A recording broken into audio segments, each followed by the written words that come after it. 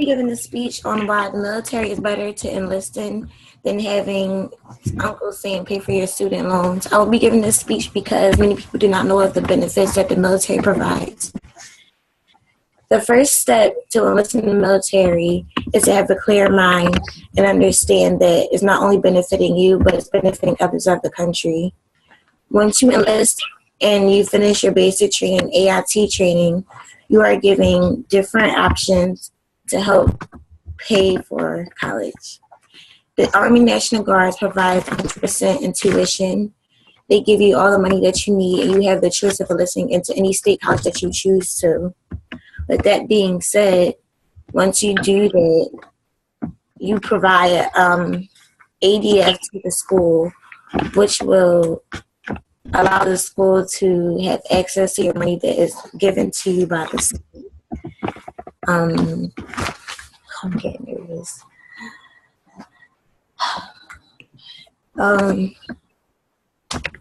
I'm sorry, because I'm trying to... Where are you in your speech? Have you already covered the first point? Yeah, it's just that like my mind is somewhere else right now. That's all. Okay, so if you've covered your first point, go on to your second point. Okay. This the Army National Guard provides 100% in tuition, and then they give you this money for you to go to any college that you choose to. They also I'm sorry.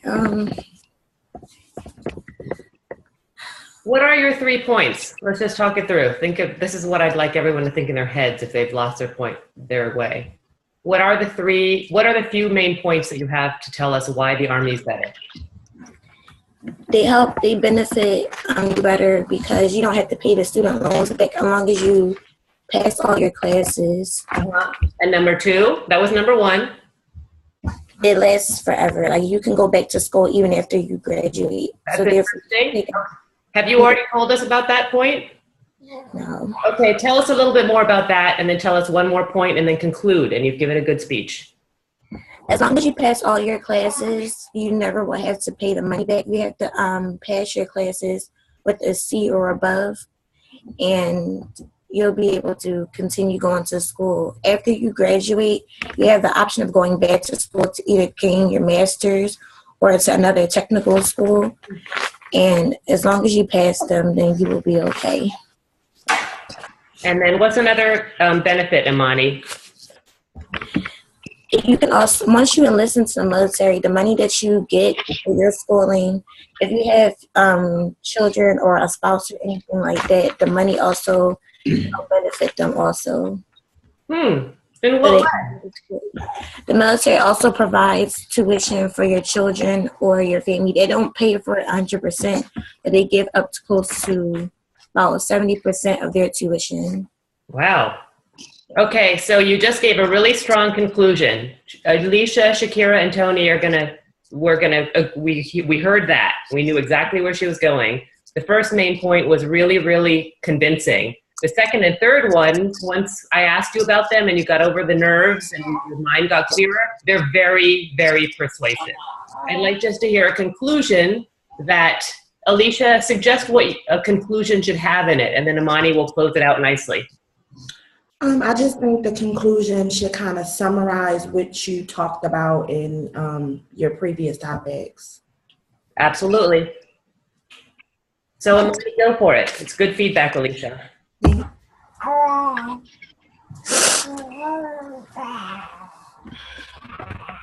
So Imani, summarize in your conclusion. Are those allergies? Or are you a little bit teary? Because it's kind of a both. Okay, well, take a deep breath. And we'll just all quietly breathe with you. Look, you have like the nicest people in the class today. None of the jerks are here. There are no jerks, I'm kidding. Take a deep breath.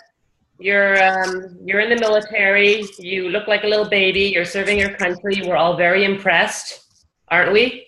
Yes. Okay. Okay. I think everyone should choose the option of enlisting into the military because It helps pay for your schooling. Number It one. helps you and me, and it can help other people too. It helps you. I think just leaving it right there is a really powerful ending, right? You just told us not only does it help you, but it helps the country. I think you don't need it anymore. Some people think that they need a long conclusion and they keep going on and on and on and on.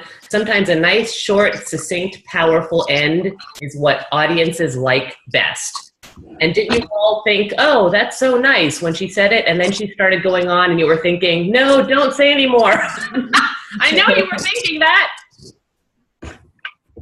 So remember that next time you are trying to make a conclusion, go on and on and on as a speaker. Just end it. Okay. Okay, Imani, you did well. All right. You're going through some stuff. I learned that in your informative speech. You have a life ahead of you. You're going to do great. Thank you for serving the country. I'm going to say goodbye to Imani because she had to leave early, but well done. It's been a pleasure teaching you. Remember to get in all your assignments. Okay. All right. Thank you. Bye. You can close out.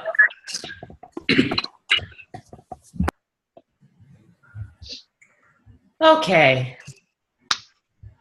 Alicia, thank you for helping her. No problem.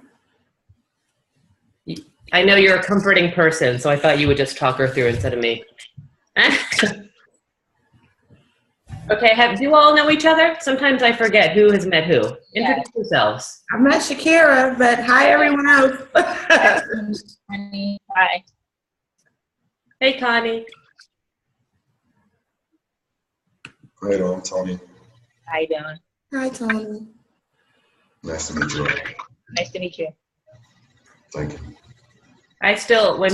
When Imani said she was in the ROTC for her informative speech, I just thought, oh my God, either I'm getting really old or they're just getting really young serving.